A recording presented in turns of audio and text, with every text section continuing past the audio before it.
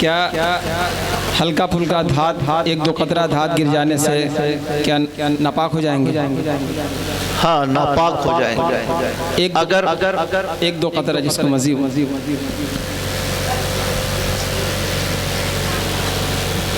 کیونکہ یہ سوال میرے پاس آتے ہیں، نوجوان لوگ مجھ سے کہتے ہیں، اور بہت سارے ایسے نوجوان جو اسکول کالج میں جاتے ہیں پڑھنے کے لیے، وہ بھی کہتے ہیں کہ بیٹھ کر کرنے میں ایک تو اگل بگل کے لڑکے وہ چڑھاتے ہیں اور بیٹھ کر کرنا پیشاب کرنے کا انتظام نہیں ہوتا، دوسرا وہ مسجد والا مسئلہ اس کے تعلق سے کہتے ہیں کہ ہم ناپاک ہو گئے اس لیے مسجد نہیں آ سکتے ہیں۔ جب کوئی انسان نوجوانی کی عمر کو پہنچتا ہے اور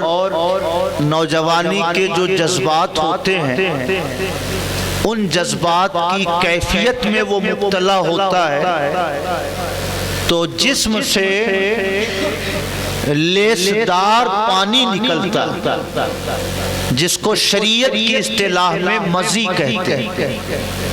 ایک تو جس سے بچے کی پیدائش ہوتی ہے اس کو منی کہتے ہیں، اور ایک شہوت جب کسی پہ طاری ہوتی ہے تو لیسدار پانی جسم سے نکلتا ہے، اس کو مزی کہتے ہیں۔ مزی یہ پیشاب کے حکم میں، یعنی جیسے پیشاب نکلنے سے غسل فرض نہیں ہوتا ویسے ہی مزی نکلنے سے بھی غسل فرض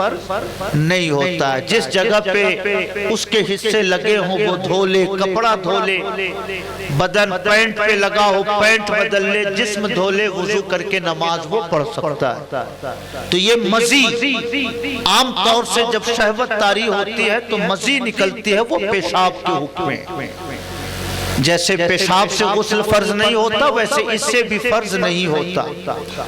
اور جس کو منی کہتے ہیں جس سے بچوں کی پیدائش ہوتی ہے وہ تو اگر ایک قطرہ بھی نکلے تو اس سے غسل فرض ہو جاتا ہے، اس کا حکم الگ ہے، اس کا حکم الگ ہے۔ جی آپ